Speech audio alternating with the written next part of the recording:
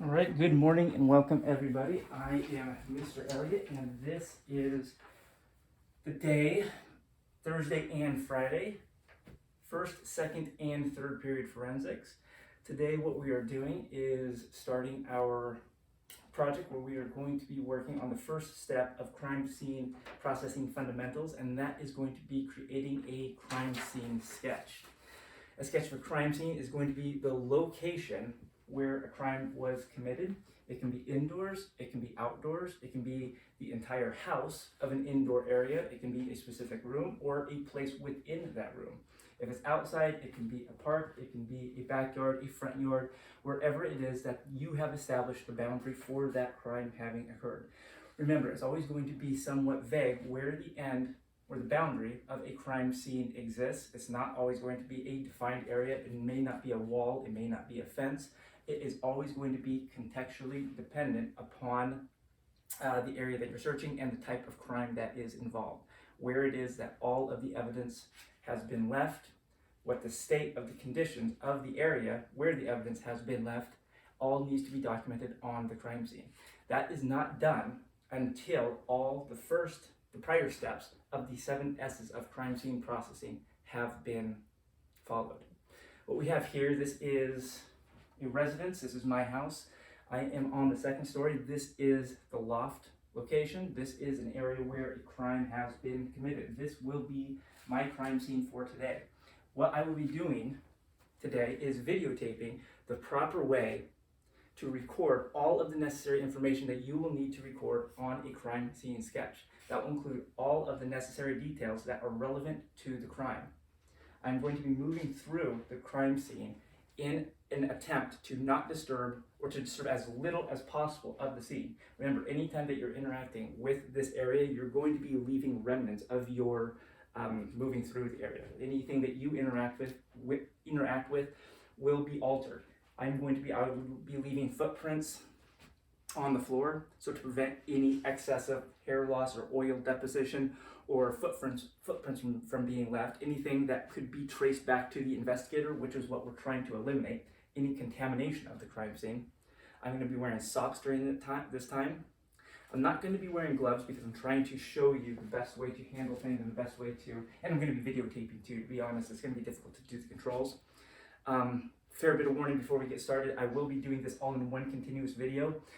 My video editing skills are very limited and I don't trust the ability of myself to stitch this together between now and tomorrow when you will be seeing this video.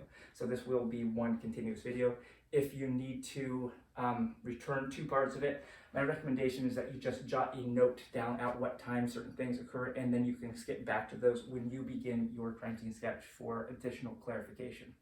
I was just about to ask if you have any questions, but I realized how ridiculous that would be when taking a video. So what I'm going to do is start by showing you around the crime scene. All right, as mentioned before, this is my loft in my house. First thing that I want to notice is the general area. So the first thing that I have done on my list of the 7 S's is secure the crime scene. In an effort to secure the crime scene, I have arrived at the crime scene in the condition that it was left. I have prohibited anybody from entering the crime scene from the stairwell down below. I have entered each of the entry and exit rooms, or through the doors, entering the rooms to ensure that nobody is in there. So I can assure that I am the only person who is currently at this crime scene, and I was the first person to respond, and I can attest that there was no additional persons here when I arrived. That's a pretty thorough overview of the crime scene, what the crime was, once again, and somebody not picking up after themselves, despite it being one of the conditions for playing Nintendo Switch in our house. As I'm going through this scene, the next thing I'm going to do is separate the witnesses. You cannot see me having done this, but I have my mother is actually visiting. She's downstairs, and she is secured in one room. My wife is also working downstairs, and she is in another room. They have been separated with the instruction of not speaking to one another. Again, this is all just for dramatic effect, so I'm just pretending that they're not allowed to speak to each other, but you get the point of what I'm trying to accomplish here, right? I would hope so. All right, what we're doing right now is scanning the scene. So just to reiterate what scanning the scene is, it is me taking an outsider's perspective, trying to capture everything in the scene from an outsider's perspective, from outside the boundaries of what I consider the crime scene. The best way that I would do this if I was conducting a thorough and proper investigation. I'm not going to do it now because of the limitations of my filming, but I should have a picture not only from the location that I am now, a photograph and video as I'm scanning through here. This is the video being taken. I should also get pictures and video from inside of that door, those two doors, this door, that door, that door. Ideally, I would also get a shot of the scene from down to upstairs and upstairs to downstairs, capturing all of the entrance and exit locations from a multitude of angles. As I'm scanning the scene, I'm also noting a couple of things. I'm noting the number of doors where you enter and exit into this area. I'm noticing the single stairwell. I'm noticing any general features. When I say general features, those are static items within the room mainly. What I would consider a static item, once again, that's kind of a vagary, meaning that it could be misinterpreted. Many things in this room could be moved, but for the most part, I would identify things like wall decorations, electronics on walls, TV, windows, any furniture, bookcases, more things on walls. Anything that will give you an overall impression of who it is that lives here, what kind of items you would expect to find. And this will also help provide the context of things that you would not expect to find, things that stand out. Things that stand out are usually those which are more relevant to an investigation, things that you don't expect to find in a place, must be there for a reason. If a crime has been committed, obviously that's an abnormal type of human interaction. Thus, something is going to be a little different than it appears or occurs 99% of the time. So you're really trying to look to establish a consistent set of items that you would expect to find in an area. That will highlight things that are a little more difficult to categorize, we'll say. All right, having performed this scan, the next thing that I would do, let me highlight a couple of things that we're going to need here. And the first thing I'm going to do is show you the camera. Now I'm using my cell phone camera as a recording device here. So to take pictures of anything, this is the seeing the scene, photographing the scene. I'm going to use an official camera that was issued by the investigating agency, one that has been authorized, it has been verified as being accurate in whatever it is that agency needs to capture. It has the correct documentation on it, the correct software format file, and it is all aligned with the protocols that were established for crime scene photography. So I'm going to be using this camera to take pictures throughout the crime scene of any piece of evidence that I see. Having scanned the scene, I can start to identify the certain types of evidence I could be looking for. Knowing the nature of the crime, I can start to look at things and say that might be more important to capture an image of than something else. But it will really be dependent on how it is that I'm analyzing the scene as I go through. It'll continue to evolve as I find more evidence, and perhaps relevance will be attributed to something that previously wasn't, depending on how it is that I understand the scene. The next thing that we're going to be doing, sketching the scene. That is our next activity, and it really is the key activity that we're going to be focusing in on here, and what I would like you to be spending most time focusing on, because this is the project, this is what you are going to be working on. You're going to be identifying your own crime scene, an area where a crime has occurred. The crime does not need to be very elaborate at this point. Rather, the crime can just be a simple burglary. I would keep it rather tame for now. We don't need to be too inventive with the type of crimes that we select. Just something to help set the stage for what type of area it occurred in and what type of evidence you are looking for. So what I'm going to be doing here is establishing what kind of information I'm looking to capture when I detail this crime scene, when I start to collect the information necessary to produce a sketch. First thing, having looked at the room, having performed my scan, I know the general area that I'm going to be capturing this information in. It is the loft. I am going to be focusing in on the walls, the height of the ceiling, the location of the doors, the location of the windows, the height of the windows, the position of the windows relative to one another. I'm going to be looking at the furniture, the condition of the furniture. I'm going to be looking at the position of the furniture. I'm going to be looking at all of the items, not just looking to capture details about each of those items in its totality or in a complete sense. I'm also looking to establish their position and their condition relative to one another. Where do I see something?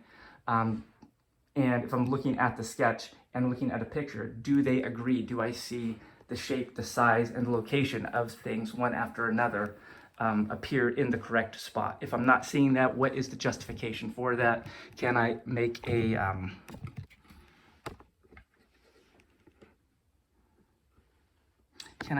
provide an explanation as to why that is? If I don't need to, that is ideal, because a sketch should match the picture in its entirety. So what I'm going to do is show you a couple of the items I'm going to be using and that I will encourage you to use also as you are performing your crime scene sketch. A couple of things that will be necessary for you to have. First thing, you're going to need something to record information. You're going to be going through and you're going to be producing at first a rough outline of the area of the location that you are sketching. So here being a loft, what I am going to do, I need a paper, something solid to write on as you're walking around. I have a clipboard here, a book would be just fine as well. Or if you just have it on the surface and want to return to that area and take notes, that would be good as well. I have a straight edge ruler. This has two purposes to it. First off, it provides me a clean edge to draw lines with, clean, sharp lines. Remember, neatness is important with the sketch. You need to clearly show all of the items. You need to have approximate distances and shapes and sizes consistent to one another. So this really helps in just making clean, easy to read lines. Another thing that this is useful in doing is measurement. On one side of a ruler, I have inch marks. On the other side, I have centimeter and millimeter marks. So this will be very good for identifying the size, the scale, and the shape of smaller items. If you don't have access to a ruler, that's okay. I have a couple other common items. I'm also going to be using a tape measure for this. You have access to a tape measure. This will be very effective for measuring the distance of large items, walls, furniture, spaces between items. All of this can be, a tape measure is really kind of a one-stop shop for all your measurement needs. It has, mine is not in metric, it is only in standard or imperial measurements. So this is going to be, I'm going to default to measuring in inches and feet, just because I'm going to use this as my authoritative measurement device. If you want to use a ruler and default to millimeters, that is appropriate as well. It's a more scientifically precise measurement system. However, most measurements in the United States are still done using the imperial system using inches and feet. So it might be, depending on what agency that you're doing the investigation for, you might default to imperial over metric, but I prefer metric as a science guy myself. Another thing that works well for measurement, a piece of string. If you have a ruler or have access to something that is of fixed length, I used my ruler, but you don't need to just use a ruler. I have made a mark on this string every 12 inches, indicating a foot. This is 3 feet here, so I can have a device where I can measure something just 1 foot at a time, 3 feet at a time. It's good for approximations. It can be very specific as well, depending on how rigorous you are with your measurement, how detailed you are. If you want to make a 6-inch mark on this, a 4-inch mark on it, and every other division that you would like to do, you're welcome to, as long as they are consistent with the measurements that you are making in the room. If I'm measuring one wall in meters, I need to measure all other items in the same format as well. You do not want to go between metric and imperial measurements on the same sketch. Not to say that you can't do a conversion between the two, however, it just makes it very difficult for the audience to read. You just want to simplify things as much as possible, which again is the purpose of a diagram. A couple other common measurement things that you might be able to find. Here is a fabric measuring tape. On one side, it looks like I have meters. On another side, I have inches. Very handy. Again, this is good for items that might have curvature to them. If you need to wrap around an item, something that is rounded, it's effective for that. But in general, it's also just a good general measurement device. A couple other common items that some people use. Oh, I had a quarter up here. I don't know what I did with my quarter. I have a dollar bill. I have $1 bill. This $1 bill is pretty much exactly 6 inches long. All United States bill currency, or paper currency, is, or Federal Reserve System currency, is 6 inches long. So if you'd like to use a dollar bill for a alternate type of measurement, that would be good as well. And for smaller items, I don't have I grabbed a quarter, but I don't know what I did with it. A single quarter, imagine I'm holding a quarter right now. A quarter is essentially 1 inch from top to bottom. The diameter of that circle, one side to another, 1 inch. So for small measurements, a quarter is good for getting down to that granular inch level. Let's see, I have some other measurement devices. You can look around and see what you can find. I have all sorts of like these small little rulers for fine woodworking. I prefer not to use these. They are all denominated in, I shouldn't say denominated, they are I don't know the proper term for it. Denomination is for units of currency, but is there another term for just general units? The division of units. Well, here I have something for inches here, and it gets all the way down to tenths and 64ths of inches. A little too precise for what we're doing, but depending on your location that you're working within, maybe it's maybe an ant committed a crime, maybe this was arthropy or something. I don't know. Actually, I'm definitely sure that wasn't the case. Micro measurements, let's avoid those. Let's stay on the macro scale that we can all interact on. The last thing, very common measurement device that you can use also, a standard piece of notebook paper. It is a fixed length, 11 inches by 8.5 inches. This is probably one of the worst measurement devices you can use just because it's going to be very cumbersome how it is that you work with it. You can say I can put this on a wall and say 1, 2, that's about 22 inches to here, and then I can, let's see, from here to there, I don't know if you can see this on the camera, 8.5, so that's about 30 inches that wall looks like. Good for approximations. Is it good for absolute measurements? Not so much, but you know what? It's better than nothing. Again, any data is better than no data. Actually, falsified data is the worst kind of data. No data is better than falsified data. All right, the last thing, let's say the very last thing, I forgot about this one. You can also use your feet for measurement system. So if you know the length of 1 foot, you could put it on a tape measure. You could find some sort of way to approximate it. But if you approximate your foot being, I think mine is right at about 11 inches, I could probably walk here and do it that way as well. Once again, it's good for long distances. If you're outside, that's a very convenient measurement. Or you could do stride length as well. Approximate your the gait of your stride, the length of one stride from one step to another. If you can try to fix that to about 3 feet, which is kind of standard, then that's also a very good mechanism, or effective at least for initially capturing the details or the parameters, the boundaries of a larger area. So there's a couple of common ways that you can measure. Let's look here. All right, so I'm gonna just start by showing you what it is that I'm going to do to collect my measurements. So I'm going to get my clipboard here, I'm going to get my straight edge, I'm going to stick with this for the time being. And what I'm going to do is start by framing up this room. I'm going to start by establishing where all the walls are. And right now, I'm not focusing too much on the measurement, I just want to establish kind of the overall shape. I'll start to put the measurements in there later, and then I will refine it once I get the scale correct. So I'm getting the back wall now. Side wall, I see a little articulation of the wall, which is a little, I'm looking behind the camera right now, it curves, not curves, but it has a little bit of a recess, and then the line continues on this way. So again, what I'm doing right now, I'm just really focusing on capturing the general features of this room. Where are all the walls, where are all the doors, where are all the angles, what is the approximate shape of the room. As I'm doing this, ideally I wouldn't be doing this within the room, I'd be doing it from outside the room. All right, I'm drawing this right here now. I'm just adding a quick note as to where my doors are. I've already messed this diagram up really thoroughly. I'll show you why. In a minute, you'll understand. Using this back wall here.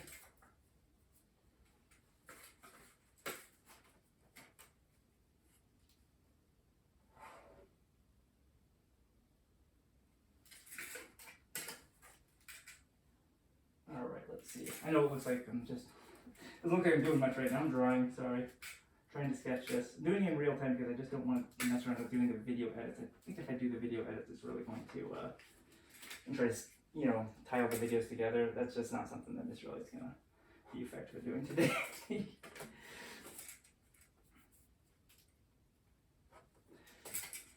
All right, let's see here.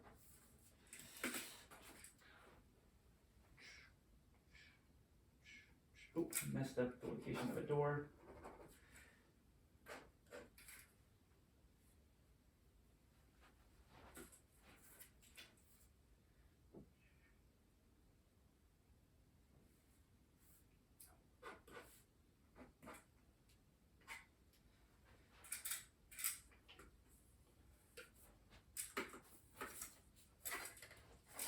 There we go. Okay, now I figured out where everything is.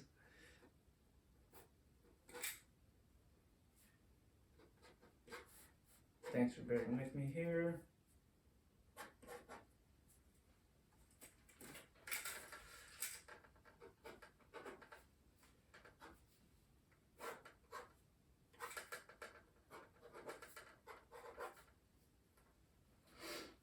All right, so, okay, this is super sloppy. Because I'm trying to go fast here. I'm worried about how much video recording time that I have on the camera. I guess what the main point is here is that your first sketch should match kind of a appearance that you best understand, because you are the person who's going to be making revisions to this. So what I did, before I started, I didn't really have an established set of parameters that I was going to use for annotating what a door looks like, what a stairwell looks like, what furniture looks like, how it is that I differentiate between doors and windows. That's something that you should do before you get started. In real time, what I decided to do, and let me see if I can hold this up, is I started to use X's to indicate windows. I used these rectangles spanning the boundary of the crime scene to indicate where a door was. I quickly just sketched in the location where the couch was. I should write couch there. Couch.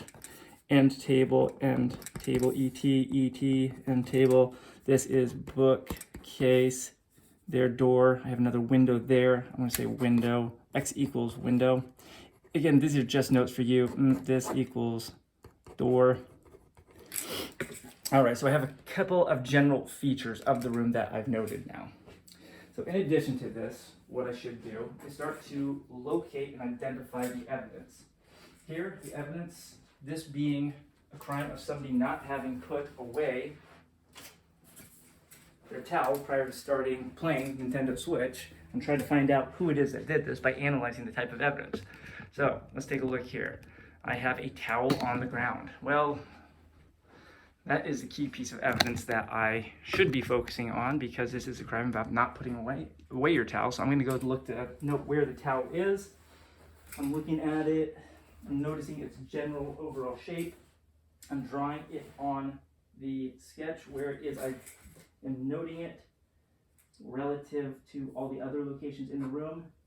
I'm going to draw it kind of like a towel. I'm going to write towel on it just for now. All right, I have that now. I have the evidence of the towel. Next thing that I can notice, I have a little foam or poof of fabric ottoman.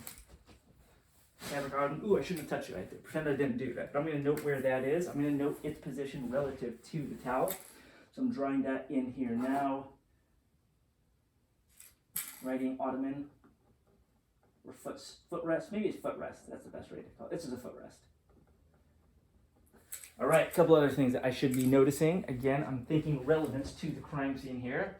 I'm going to look for a couple of other things. I see a book on the ground next to the footrest. So I'm looking at the footrest. I'm noticing where it is. I'm locating the book. I'm going to say the book is located about here.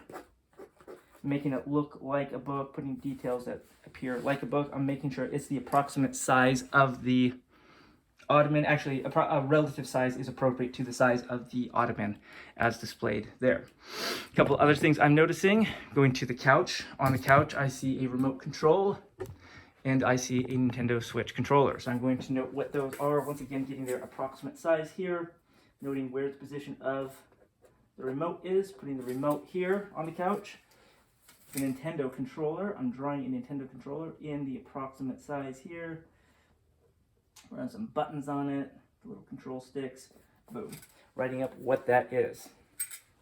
A couple other things that I should be noticing in this room as well to make additions. I'm not going to go over every single thing, but I should note that the windows in this room, 2 of these windows are smaller windows than the other windows, and they are higher. I should be getting the dimensions of those. Another key thing I should be highlighting during this also, not just, I said where we were. I should be writing what state I'm in. I'm in Washington State. What town I'm in. I'm in the town of Snohomish. I should be noting where I am. I'm at the Elliott residence. I should be noting where, what else? Where we are. Oh, where in the house, where in the residence we are. We are on the 2nd story. We are in the loft.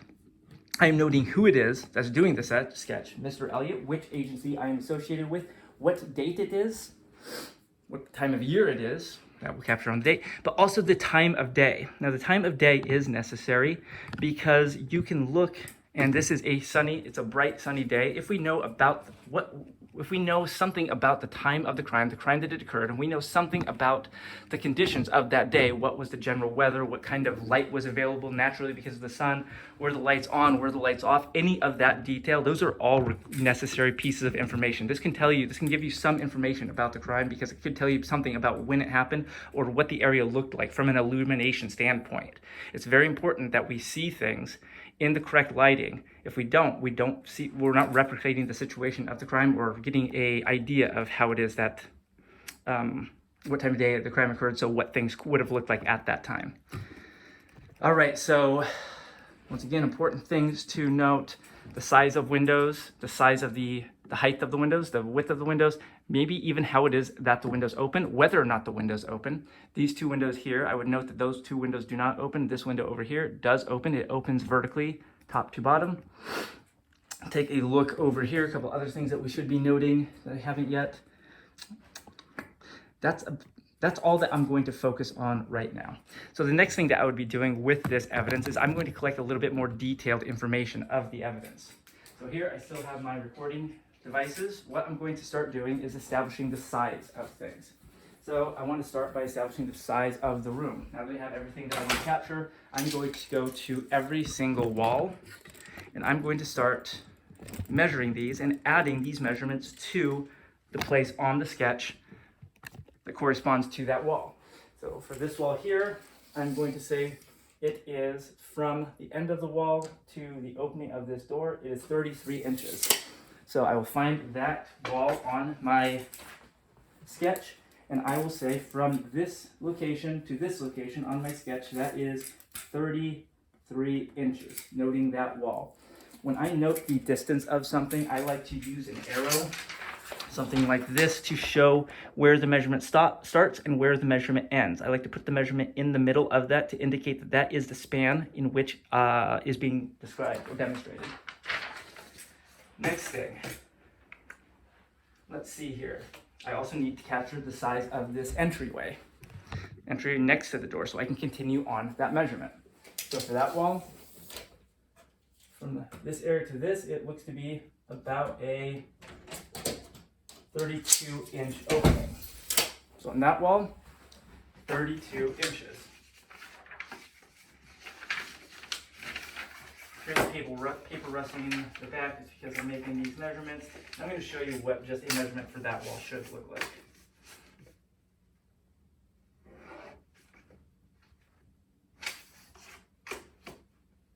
Bear with me.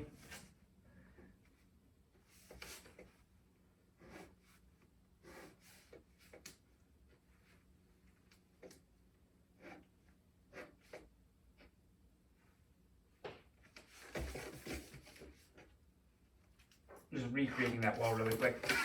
And then finally I have a space in between that door and another door, so I will get those 2 last measurements going up there using the same measurement device, my ruler. I'm going to measure from here to there. Looks to be 12 inches. And this opening is 30 inches.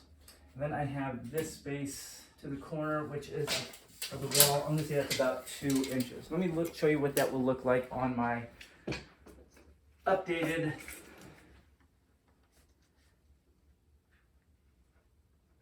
form.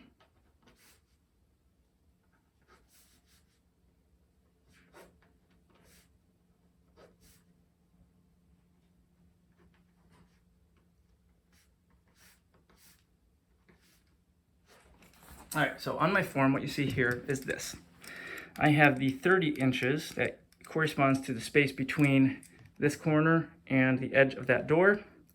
I have 32 inches. Let me try to focus in on that. Camera won't focus very well. But that's a 32-inch door. It is showing the door that was used here, the symbol for the door. It is that rectangle. This shows the 12-inch marker after that, indicating that span here. And then finally, the last door I have marked here. Oh, and I didn't write the distance of that. That was 30 inches. So once again, consistent measurement, consistent annotation using the parenthesis mark, close parenthesis mark for inches. I know it's difficult to see, it won't focus in, sorry. But I've accurately accounted for this, all of the different spans on that wall. Fixed spans of the fixed wall and the opening doors, the exiting entrance doors. What you should also do here is highlight the direction that these doors open. That'd be another key thing, nice thing to show. So I could show that this door opens this direction by an arrow. That's not a very good arrow. So I tried to draw it by looking at the camera there. And I can say that this door opens that direction. So if you see, it's an arrow that shows the way, the arc that the door swings and the direction that it swings into. This is important for showing how navigation through this area is generally accomplished. So direction and the swinging, the arc of the swing of the door. All important things to capture. All right, a couple of other things that we're going to focus in on. I have my towel, I have my footrest, and I have my book. I want to start by capturing the similar information about these three items. So I don't want to only capture the size and the general features of this. I also want to capture the information of these features, these pieces of evidence relative to one another. So first thing I'm going to do is collect a measurement of this. Now this is not going to be, we're not going to be doing crime scene photography here. Crime scene photography is going to require some additional types of measurements and additional types of photographs. We'll cover those in more detail next week when we cover how we investigate our crime scene photography section of crime scene processing. But right now I'm focusing in on approximate size of this. I have 36 inches by,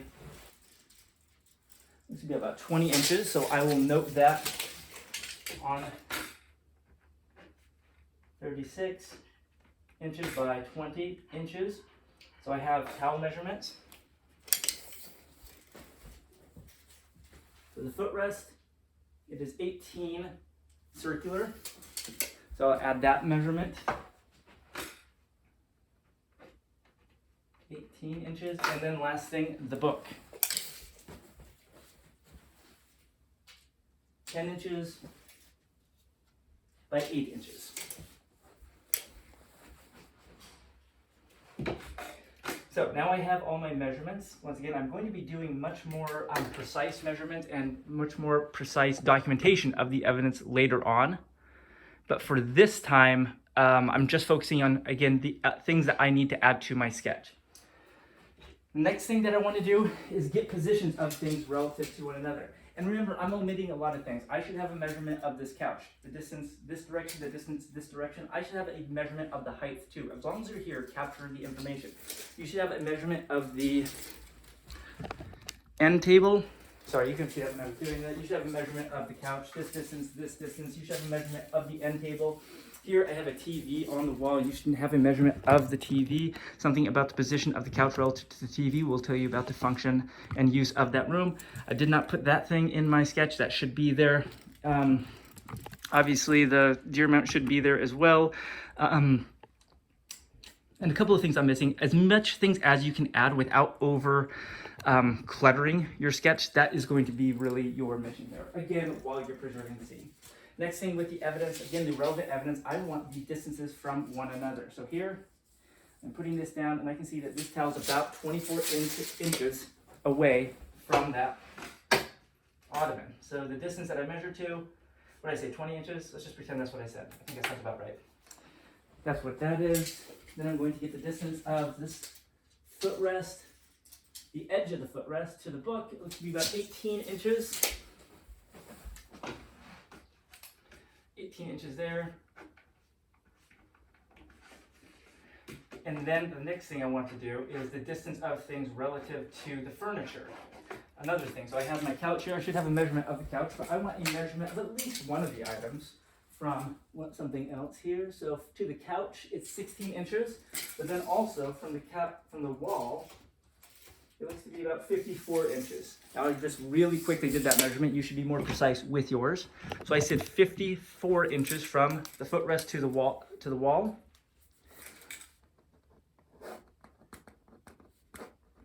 But from the end of the couch, what did I say that was? 36? That sounds about right. So just quickly, I've been able to gather that level of information. This is really haphazardly done, really sloppy. Yours should be neater. I'm just trying to show you that generally how this is done. Still submitting a lot of things. I know it doesn't look exactly correct. Maybe more like that orientation would match what you're seeing better. But again, those are the general things that you need to be adding. As much information as you can capture about an area from an area, the better it is going to be. You're always going to have the ability to, if you capture a plethora of information, if you really fill your basket with as much details as you can get from an overall area, when you begin to make revisions to your sketch, you can select and choose the things to add and the things to omit. As you begin adding things, you're going to see that it continues to clutter, and as things are cluttered, it's going to be more difficult to read. So what you should really be focusing on is just capturing as much data as possible. All right, I am going to let you guys go. The additional instructions will be provided in real time here, probably before this video, I'm guessing, then a little bit afterwards. So let's talk, let's chat. Follow the document. It is going to detail at least all of the essential information that I would like you to collect today and produce on your sketch. On Monday and Tuesday, we will be reviewing the first attempts at our sketches. We're going to be working in small groups to encourage one another to make necessary revisions to improve the overall quality and understandability of their crime scene sketch. I will then be looking at them and evaluating based on the rubric that you should have. If not today, it'll be by the end of the day. All right, thank you everybody. Take care, and we'll see you next time.